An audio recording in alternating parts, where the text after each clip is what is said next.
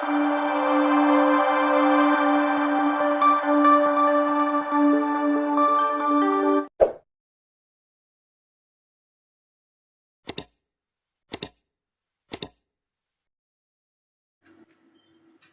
நாவல் பெருமையோடு வழங்கும் புத்தம் புது நாவல் எண்ணில் பூத்த நிலவொன்று. தினமும் ஒரு அத்தியாயம் வீதம் பதிவிடக்கூடிய இந்த நாவலில் இன்று நீங்கள் கேட்க போகிறது நாவலோட 30வது அத்தியாயம். நாவலை முழுசாக கேளுங்க. நாவல் பற்றிய உங்களுடைய கருத்தை மறக்காமல் எனக்கு கமெண்டில் சொல்லுங்கள். 2 நாள் தொடர்ந்து எனக்கு பதிவு கொடுக்க முடியலை. என்னுடைய குரல் வளம் சரியில்லாமல் இருந்ததுனால தான் என்னால் பேச முடியலை. இன்றிலிருந்து தொடர்ந்து கேளுங்க. இது எண்ணில் பூத்த நிலவொன்று முழு நாவல், அத்தியாயம் 30. பவி, நீ பெரிய ஆள் தாண்டி. உன் அப்பனையே இப்படி இறங்கி வர வச்சிட்டியே, சத்தியமாக நம்ப முடியலை. தி கிரேட் தணிகாச்சலம் தான் பொண்ணோட ஆசைக்காக இம்புட்டு இறங்கி வருவார்னு என்னால் இன்னுமே நம்ப முடியலை. வண்டிக்குள் இருந்த வசுந்தரா தான் அடிக்குரலில் பவியிடம் கேட்க 3 பேருமே ஊமை சிரிப்பு சிரித்த நேரம். நீங்கள் வேற ஆண்டி, அவரோட இந்த மாற்றம் என்னால் நடக்கலை, அவரோட சம்சாரத்தால் நடந்தது. நானும் என்னெல்லாமோ செய்து தான் பார்த்தேன். மனுஷரோட மனசு 1 இன்ச்சு நகரலையே. ஆனால் பொண்டாட்டி ஹாஸ்பிட்டல் போனாலும் போனாங்க, அவர் மொத்தமாக மாறி போய் நிற்கிறாரு. அவளும் அதே மென்குரலில் அவர்களுக்கு மட்டும் கேட்கும் குரலில் பேச கலை தன் குரலை ரொம்பவே தாழ்த்தி, இது மட்டும் 20 வருஷத்துக்கு முன்னால் தெரிஞ்சிருந்து சத்தியமா அப்பவே மயக்கம் போட்டு விழுந்திருப்பேன். கலையரசியும் கண்களால் முன்னால் இருந்த கணவரை பார்த்து கொண்டே மென்குரலில் சொல்ல கொல்லென 3 பேரும் ஒரே நேரம் சிரித்துவிட சத்தம் வெளியில் கேட்காதவாறு தங்களுடைய வாய்களை பொத்திக்கொண்டு கஞ்சிமிட்டி சிரிக்க தாயின் பக்கம் திரும்பிய பவியோ, என்னம்மா நீங்கள் விழுந்துட்டதால உங்கள் புருஷர் மாறிட்டார்னு நினைக்கிறீங்களா என்றவளை பரிதாபமாக பார்த்த கலை, இல்லையா புண்ண என்றாள் வாயில் கை வைத்து கொண்டு. சாதாரண மயக்கத்துக்கெல்லாம் மனமாறுகிற ஆளா? அவர் பொண்டாட்டி பைத்தியமாக சுற்றி தன்னுடைய பேரை கெடுத்துடக்கூடாதுன்னு அடக்கி வாசிக்கிறாரு, அம்புட்டு தான். நமட்டு சிரிப்போடு சொன்ன பவியை பார்த்த ராதிகா, எது எப்படியோ மாமா மனசு மாறினாங்க, அதுவே போதும். நிம்மதியோடு சொன்னவளை பார்த்த பவி, அதை நினச்சி சந்தோஷந்தான். இந்த உண்மை மட்டும் தெரிஞ்சா அப்போவே அம்மாவை பைத்தியமாக நடிக்க சொல்லியிருப்பேன். கொஞ்சம் மிஸ் ஆயிடுச்சு என்றதும் அனைவரும் அடக்க முடியாமல் வாய்விட்டு சிரித்துவிட சட்டென திரும்பி பார்த்தார் தணிகாச்சலம். சட்டென அத்தனை வாய்களும் ஒரே நொடி மூடிக்கொள்ள 2 நிமிடம் அவர்களை பார்த்தவர் பின் முன்பக்கம் திரும்ப கூட்டம் சத்தம் வராமல் சிரித்தது. அதே நேரம் வண்டி அதிவேகமாக கதிர் வீட்டை நோக்கி பாய்ந்து சென்றது. தணிகாச்சலத்தின் குடும்பம் மொத்தத்தையும் ஏற்றி கொண்டு வந்த அந்த வண்டி கடைசியாக கதிரின் குடிசை வீட்டின் முன் வந்து நின்றது. வண்டி நின்ற மாத்திரத்திலேயே தணிகாச்சலத்தின் பார்வை சட்டென அந்த வீட்டின் கதவின் மேல்தான் விழுந்தது. மனதுக்குள் இதுவரை இருந்த ஒரு விதமான குறுகுறுப்பு மாறி சட்டென அவரின் முகம் பிரகாசம் கொள்ள அந்த வீட்டின் கதவை வெளிமூடாமல் சிரிப்போடு பார்த்து கொண்டிருந்தார் தணிகாச்சலம். கதவுல போட்டு தொங்கல, வீட்டில் ஆட்கள் இருக்கிற தடயமே இல்லை. அப்படின்னா பிளான் சக்ஸஸ் தான். மணியன் சொன்னது போல வடிவேலுவை வச்சு என் ரூட்டை கிளியர் பண்ணிட்டான். இனி ஏன் விளையாட்ட ஆரம்பிக்க வேண்டியதுதான். மனதுக்குள் சொல்லி கொண்டவர் மனமோ பிரகாசமாய் எரியத் தொடங்கியது. அந்த ஒளி வெளியில் தெரிந்துவிடக்கூடாது என்று தன் முகத்தை சர்வ சாதாரணமாய் இறுக்கத்திற்கு மாற்றிக்கொண்டு சுற்றி பார்வையை சுழலவிட்டார். குடும்பமே மகிழ்ச்சியில் கலகலவென பேசிக்கொண்டே இறங்க ரெடியானார்கள். ஆனால் தணிகாச்சலம் இறங்காமல் திரும்பி மறுபடியும் வீட்டை சுற்றி பார்வையை சுழலவிட்டான். வடிவேலு காரியத்தை சரியா முடிச்சிருக்கான். எல்லாமே நம்ம பிளான் படி பக்காவா நடந்திருக்கு.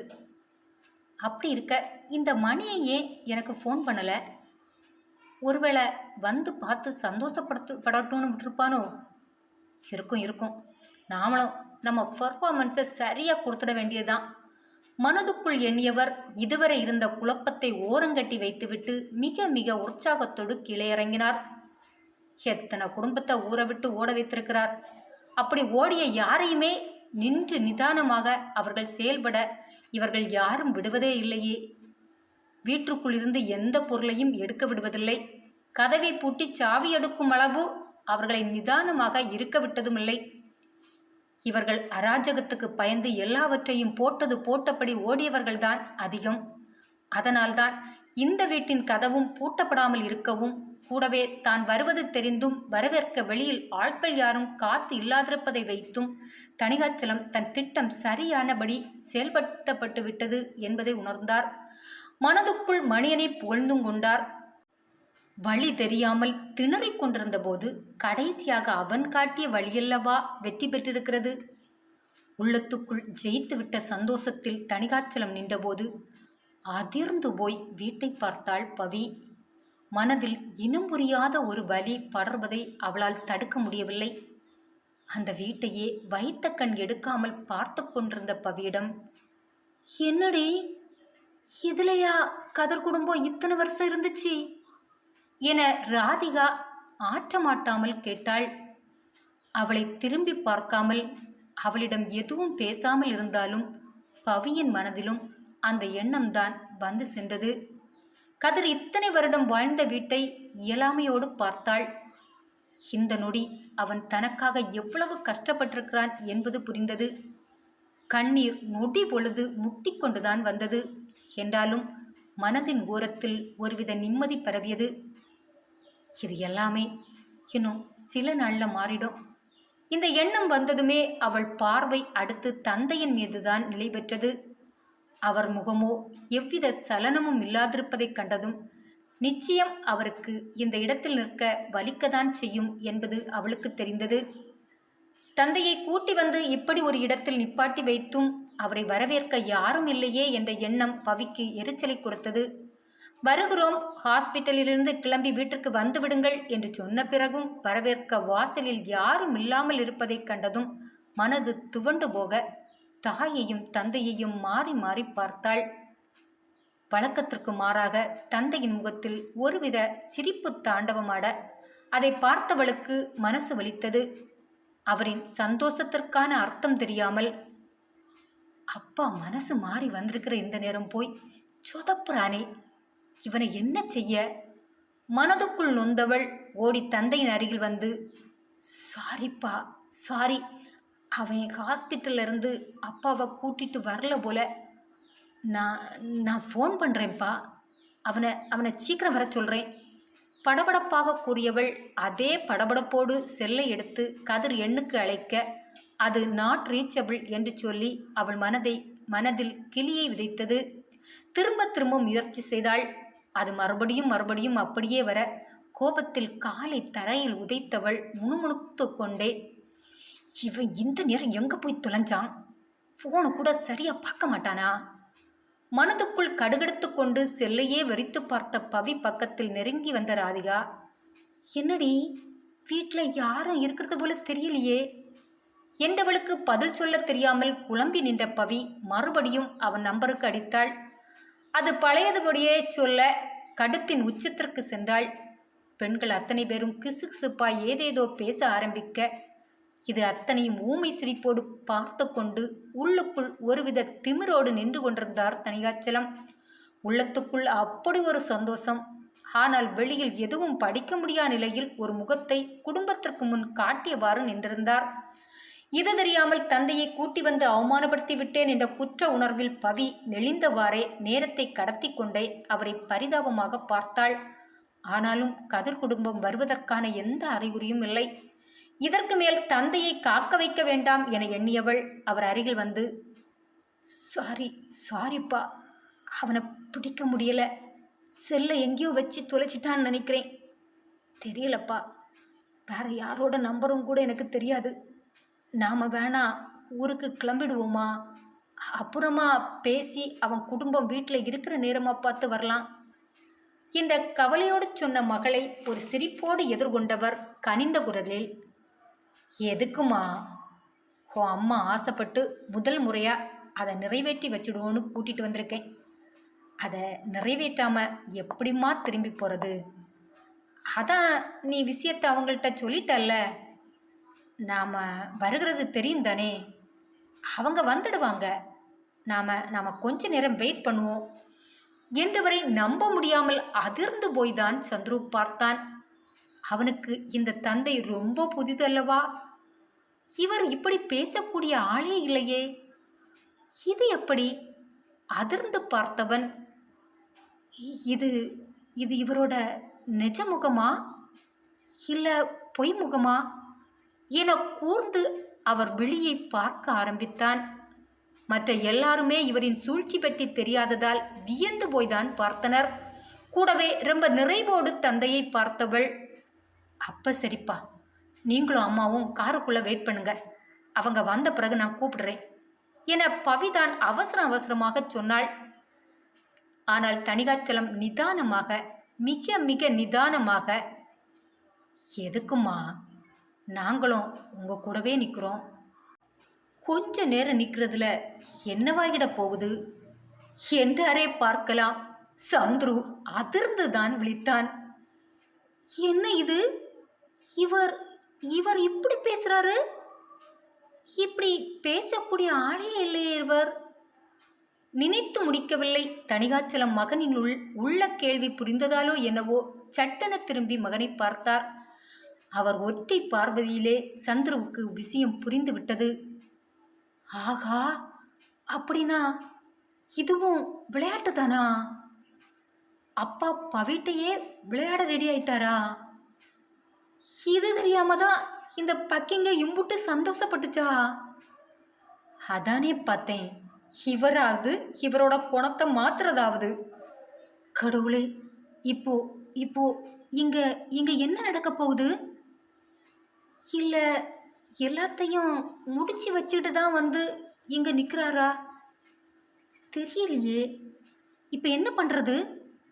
சந்துரு நிலை கொள்ளாமல் தவித்தபோது மற்றெல்லாரும் அவரின் பேச்சில் நெகிழ்ந்து போய்தான் நின்றனர். அதே நெகிழ்வோடே பவி, அப்பா அம்மாவே உடல்நிலை சரியில்லாமல் இருக்காங்க, இந்த நேரம் அவங்கள ரொம்ப நேரம் நிற்க வைக்க முடியாதுல்லப்பா. உருகியோடும் வார்த்தையில் மகள் சொல்ல மொத்தமாய் எல்லாரையும் உருக்கிவிடும் குரலில், அதுக்குன்னம்மா சம்மந்தியாக போகிறதுன்னு முடிவாயிடுச்சு, இதுக்கு பிறகு கௌரவத்தை கட்டி எதுக்கு? அவங்க வரும்போது வரட்டும், நாம் உள்ளால போய் இருக்கலாம் என அடுத்து ஒரு நொடி யோசிக்காமல் தணிகாச்சலம் அந்த குடிசை வீட்டின் கதவை நோக்கி நகர நிஜமாகவே மொத்த பேரும் அதிர்ந்துதான் போயினர். சந்துரு மட்டும், அப்படின்னா அந்த குடும்பம் காலி ஆயிடுச்சு. ஊரை விட்டு காலி பண்ணியிருப்பாரா, இல்லை உலகத்தை விட்டே காலி பண்ணியிருப்பாரா? யோசித்தவன் தந்தையின் முகத்தை வெறித்து பார்த்தான். அவனுக்கு அந்த கேள்விக்கான விடை மட்டும் அவர் முகத்தை பார்த்து படிக்க முடியவில்லை. ஆனால் எல்லாம் முடித்து வைத்து விட்டுதான் பவியின் முன்னால் நாடகம் ஆடிக்கொண்டிருக்கிறார் என்பது மட்டும் அவனுக்கு தெளிவாக புரிந்தது.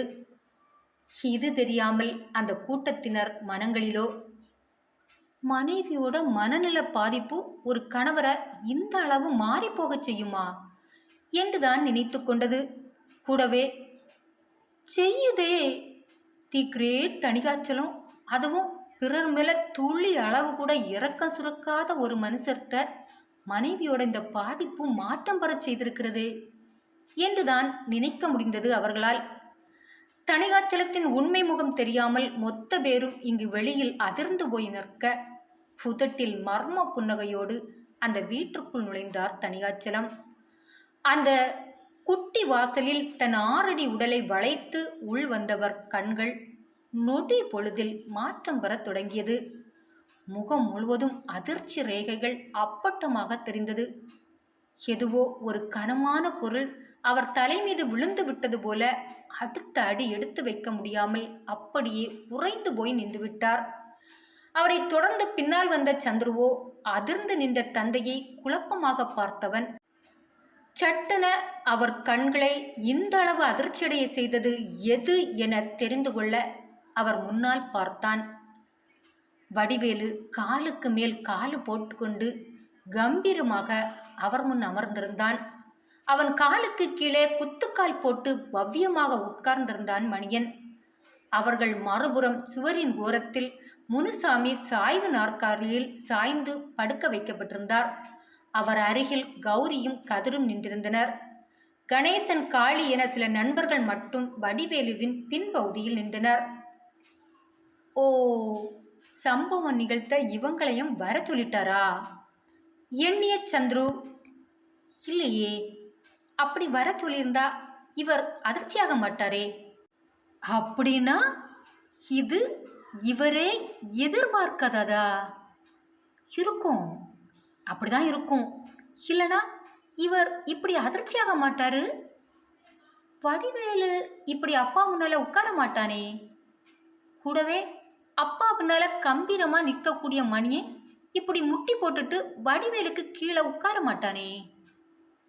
அப்பா ஏதோ பிளான் பண்ணியிருக்காரு. அதை மொத்தமா வடிவேலு சொதப்பி வச்சிருக்கான். ரைட்டு.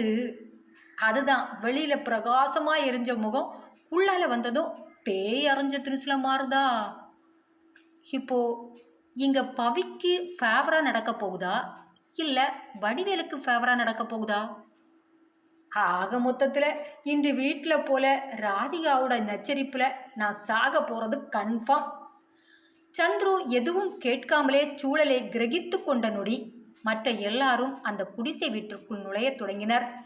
உள்ளே வந்த பவியோ முன்னால் இருந்த வடிவேலுவை கண்டதும் பூரிப்போடு, மாமா, நீங்க நீங்க எப்படி?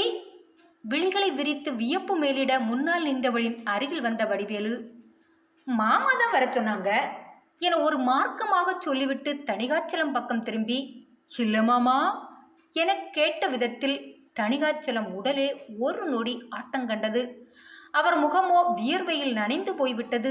அதை பார்த்த வடிவேலு பதட்டமானவன் போல, உட்காருங்க உட்காருங்க மாமா, நீங்கள்லாம் நின்று பேசலாமா என அவன் காட்டிய உடல் மொழியில் சந்துருவுக்கு பக்கென்று ஆகிவிட்டது. ஓ, மாமா வச்சு செய்ய ஆரம்பிச்சிட்டாரு போல. ஆக இன்று பகடைக்காய் இந்த குடும்பம் இல்லை, அப்பாதான் என புரிந்து போக தந்தையை இயலாமையோடு பார்த்தான் சந்துரு. அதே நேரம் முனுசாமியின் நேர் எதிரிருந்த சேரை வடிவேலு காட்டினான். வெளிரிய முகத்தோடு வந்து அமர்ந்தார் தணிகாச்சலம். அவர் மனம் முழுவதும் வெறுமை குடிகொள்ள முகம் இறுக்கத்தின் உச்சத்திற்கு மாறிப்போனது. எல்லாரும் உள்ளாலதான் இருக்கீங்களா?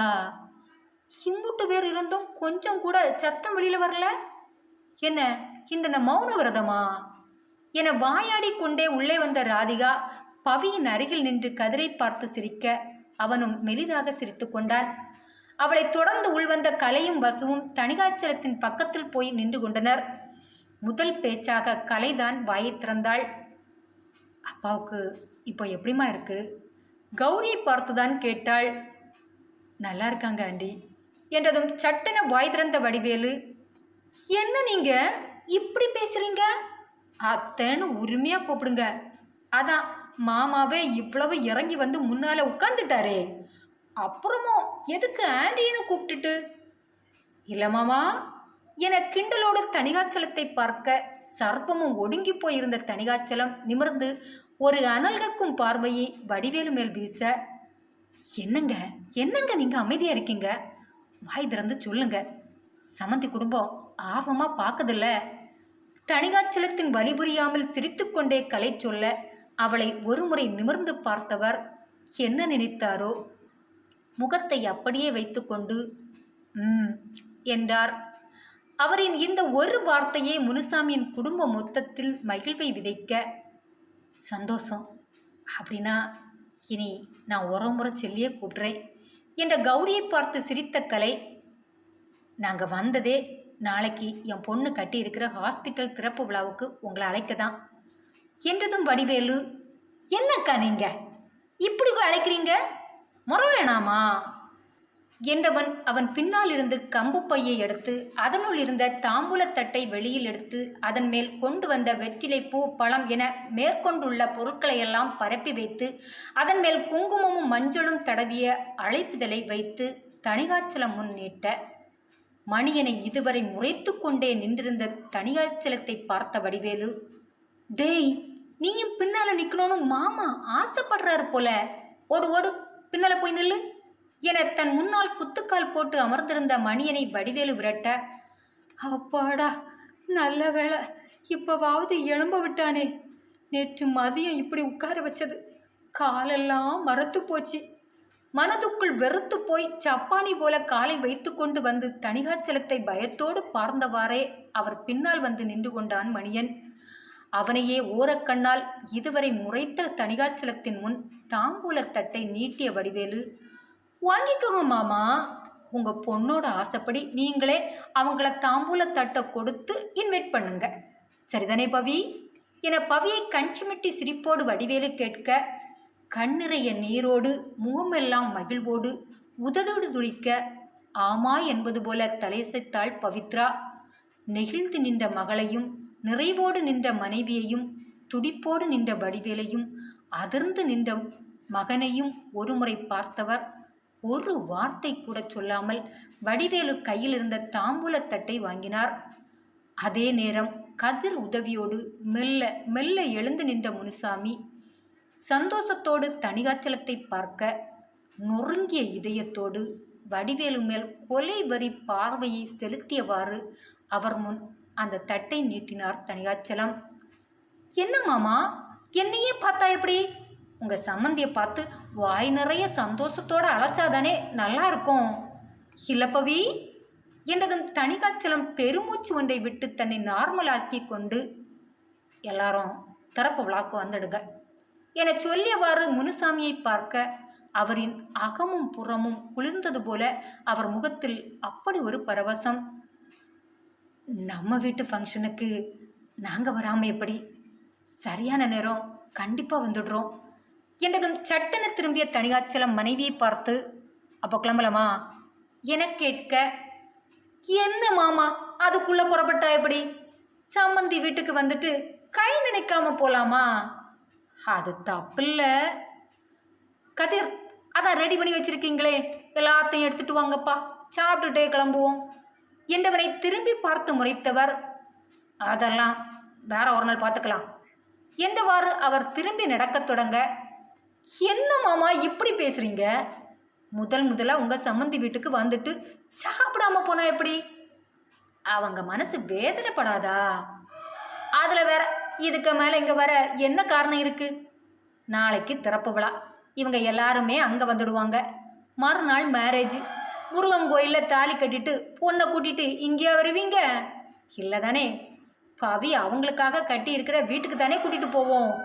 அப்படி இருக்க இதுக்கு மேலே இங்கே வருகிற வாய்ப்பே அமையாது. அதனால கடைசியாக ஒரு முறை அவங்க கூட இருந்து சாப்பிட்டுட்டு போகிறது தான் நல்லது மாமா. வடிவேலு கேலியும் கிண்டலுமாக சொன்னாலும் அடுத்து கலையின் வற்புறுத்தலால் உட்கார வேண்டிய நிலைக்கு தள்ளப்பட்டார் தணிகாச்சலம்.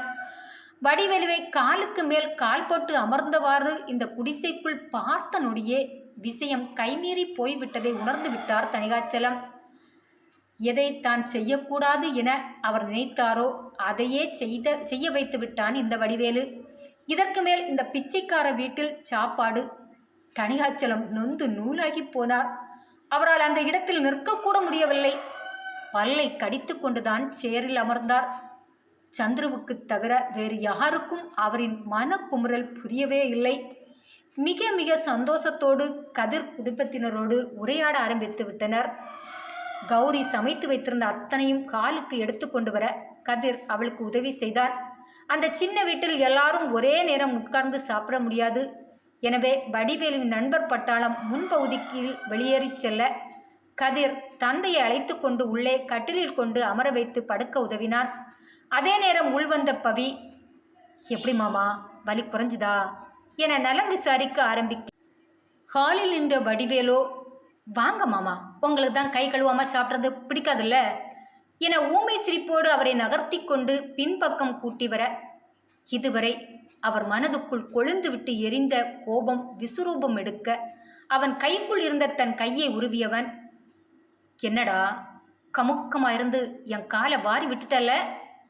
பல்லை கடித்து கொண்டு தன் முன்னால் கொதித்து நின்ற தணிகாச்சலத்தை புன்சிரிப்போடு பார்த்தவன், என்ன மாமா, நீங்க தானே எங்க அக்காளுக்கு சத்தியம் பண்ணி கொடுத்தீங்க?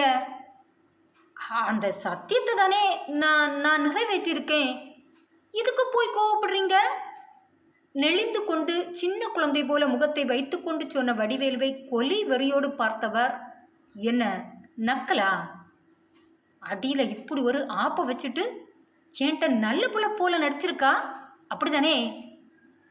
என்ன மாமா நீங்கள் இப்படி பெரிய பெரிய வார்த்தையெல்லாம் சொல்கிறீங்க?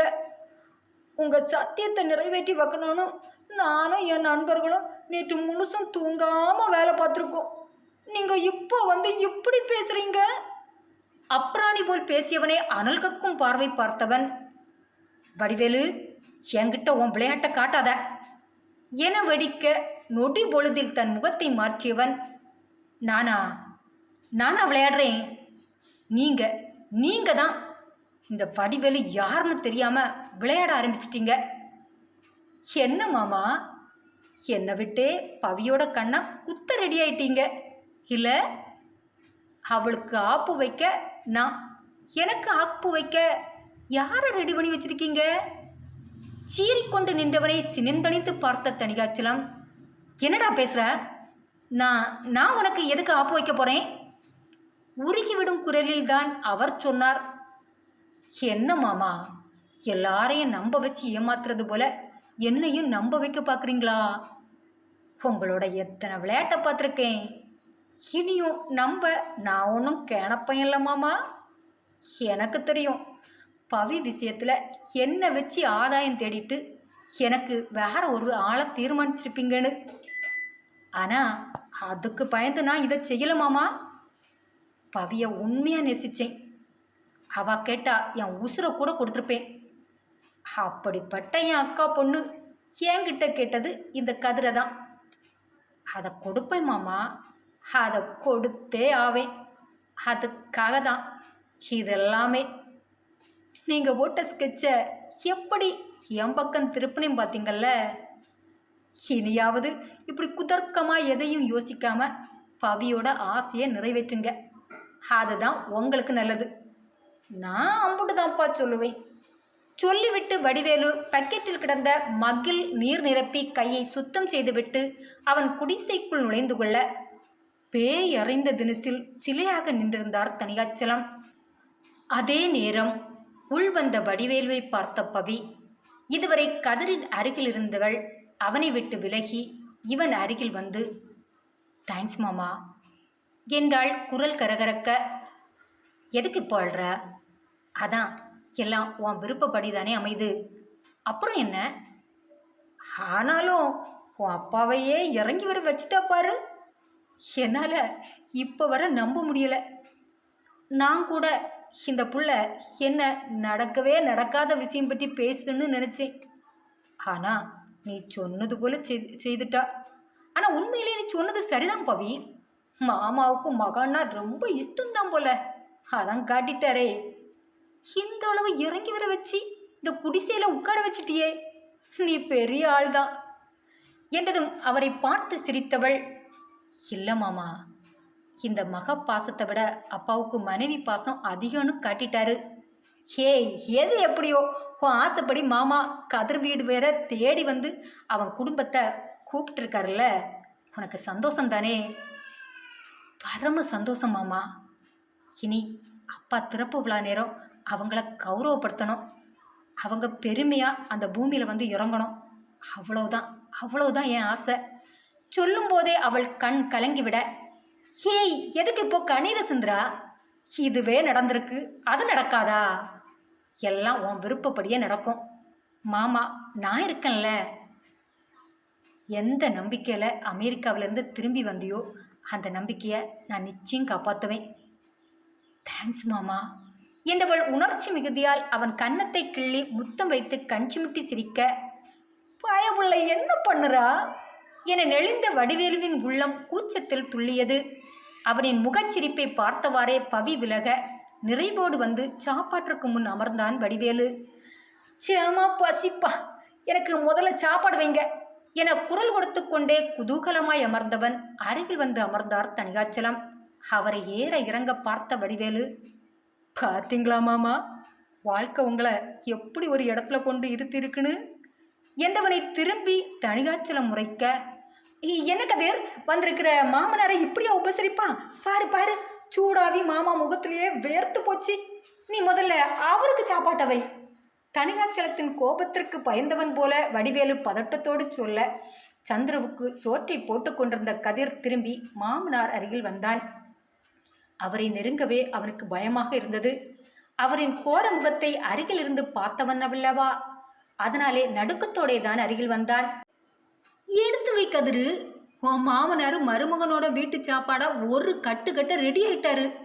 இல்ல மாமா என கஞ்சிமிட்டி கேட்டவனை சீறி வந்த கோபத்தை அடக்கிய வார்த்தவர் எதுவும் பேச முடியாமல் மறுபடியும் தலை குனிந்து உண்ணத் தொடங்க, கதிர் மெல்லமாய் அவரிலிருந்து விலகி கதவு பக்கம் வந்து நின்றான். சீற்றத்தை குறைத்து கொண்டு அமைதியாய், அதுவும் தன் வீட்டு தரையில் உட்கார்ந்திருந்த சிங்கத்தை வியப்போடுதான் பார்த்தான். அவனுக்கு இன்னுமே நம்பிக்கை வரவில்லை. காலையில் பவி அடித்து சொல்லும்போது கூட, விளையாடாத பவி, உன் அப்பாவாவது மனசு மாறி எங்கள் வீட்டுக்கு வருகிறதாவது, நடக்கிறத பேசு, இப்படிதான் பேசினான். ஆனால் வீட்டிற்குள் நுழைந்த தணிகாச்சலத்தை பார்த்தபோது அவனால் நம்பவே முடியவில்லை. அதிலும் உள் நுழைந்தவர் இப்படி சாதுவாகி தன் தந்தை முன் பத்திரிகையை நீட்டி அழைப்பார் என அவன் கனவில் கூட நினைக்கவில்லை. நடந்தது மட்டுமல்லாது தந்தையின் முகத்தில் அப்படி ஒரு பூரிப்பை கொடுத்த பவியை நெஞ்சம் நெகிழ்ந்துதான் பார்த்தான் கதிர். தந்தையின் அருகிலிருந்து உணவு உண்டு கொண்டிருந்த பவி இமையை உயர்த்தி என்ன என்பது போல அவனை கேட்க, இல்லை என்ன அவசரமாக தலையாட்டினான். ஊமை சிரிப்போடு சாதத்தை எடுத்து அவள் நீட்ட, ஐயோ வேணாம் என படபடத்தான். இந்தா வா, ஒருபடி பொண்டாட்டி கையால சாப்பிடு என அவள் கஞ்சாடை செய்ய, தணிகாச்சலத்தை பார்த்து பயந்தவன் போல, ஐயோ வேணாம்பா என அவன் பதற ஆரம்பிக்க, ஊமை சிரிப்பொன்றை உதிர்த்தவள் இடது கண்ணை நச்சென்று அடிக்க, பயத்தில் பதறியவாறு கூட்டத்தை அவன் திருதிருவென பார்த்தான். கொல்லென வந்த சிரிப்பை கஷ்டப்பட்டு அடக்கிய பவி உதட்டை குவித்து காட்ட, கதிரின் நிலைதான் இந்த நொடி பரிதாபத்துக்குரியதாய் மாறிப்போனது. அதே நேரம் அவன் தோளில் வந்து கை வைத்த ராதிகா, என்ன பயமே இல்லாம மாமனார பக்கத்துல வச்சுட்டு சைட் அடிக்கிறா என அவன் காது மடல் அருகில் குனிந்து மென்குரலில் கேட்க, திடுக்கிட்டு திரும்பியவன் குறும்போடு தன் அருகில் இந்த ராதிகாவை பார்த்து, என்ன விளையாடுறீங்களா நீங்க? நான் எங்க சைட் அடிச்சேன்? அவன் பதறிப்போய் கேட்க, இப்பதானே கண்ணடிச்சா என்றாள் ஊமை சிரிப்போடு. நானா அடிச்சேன், பவிதான் அடிச்சா என்றவன் தன்னிலை விளக்கம் கொடுக்கும் தோணியில், நீ அடிக்காமலா அவ அடிச்சா என விழு உயர்த்தி கேட்டவளை கலக்கமாக பார்த்தவன், சத்தியமாடி, அவாதான் பக்கத்துல அப்பனை வச்சுட்டு பயமே இல்லாம கண்ணடிக்கிறா, முத்தம் கொடுக்குறா பதட்டத்தோடு சொன்னவனை பார்த்து சிரித்தவள், என்னடா இப்படி ஆயிட்டா? அப்பெல்லாம் அவாதான் அம்புட்டு பயப்படுவா, நீ சண்டியர் போல அம்புட்டு தெனாவட்டா சுத்திட்டு வருவா, இப்ப என்ன இப்படி பயந்து சாகுறா? பொங்கும் சிரிப்போடு சொன்னவளை கலங்கும் கண்ணால் பார்த்தவன், அதுவா, அவரோட விளையாட்ட கண்ணால் பார்த்தவன் நான் இல்லையா? என்னாலெல்லாம் இப்போ சண்டியர் போல சுத்த முடிகிறதில்ல. ஏய், இதுக்கு போய் ஏண்டா கண் கலங்கிட்டு முதல்ல கண்ணை தொடடா. அதான் பவி உன்னை தேடி வந்துட்டல, இனி எல்லாமே மாறும் என கதிரின் தோளை பிடித்து பேசிக்கொண்டிருந்த ராதிகாவை கொலை வெறியோடு பார்த்தது சந்துருவின் கண்கள். கலங்கி நின்று அவனிடம் ஆறுதலாய் சில மொழிகளை பேசிவிட்டு திரும்பிய நொடிதான் சந்துருவின் கண்களை சந்தித்தது ராதிகாவின் கண்கள்.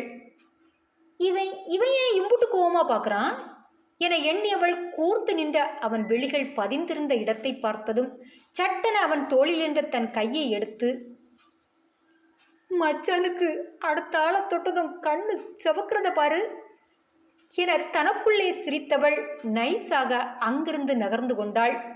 அதே நேரம் 2 பிடி சாதத்தை கூட எடுத்து உண்ண முடியாமல் அந்த வாழை இலையில் இருந்த சாதத்தை பிசைந்து கொண்டே இருந்தார் தணிகாச்சலம். அவருள் ஆயிரம் போராட்டங்கள். வெளியில் பேசாவிட்டாலும் உள்ளத்துக்குள் ஒரு வெறி அவரை எதுவோ செய்ய சொல்ல நிமிர்ந்து மணியனை தான் பார்த்தார். முதலாளியின் முக குறிப்பை உணர்ந்தவன் மெல்ல நின்ற இடத்திலிருந்து நகர்ந்து முன்பக்க வாசல் வழியாக வெளியேறினான். தன் முன்னால் இருந்த இலையை மூடி வைத்துவிட்டு பின்பக்க வாசல் வழி வந்து கை கழுவி விட்டு மெல்ல தணிகாச்சலமும் முன் வாசலுக்கு வந்தார். அங்கு மணியன் இவரின் வரவுக்காய் காத்து நின்றவன் போல அவனை நெருங்கி வந்தான். அந்த நொடி முன்பக்கம் யாருமே இல்லை. அத்தியாயம் தொடரும்.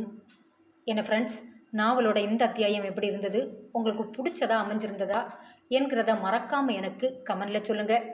சவுண்டு கொஞ்சம் வித்தியாசமாக இருக்கலாம், உடல்நிலை சரியில்லாததுனால உங்களுக்கு சரியான முறையில் எனக்கு வாய்ஸ் கொடுத்து பதிவிட முடியலை. எது இருந்தாலும் மன்னிச்சிடுங்க.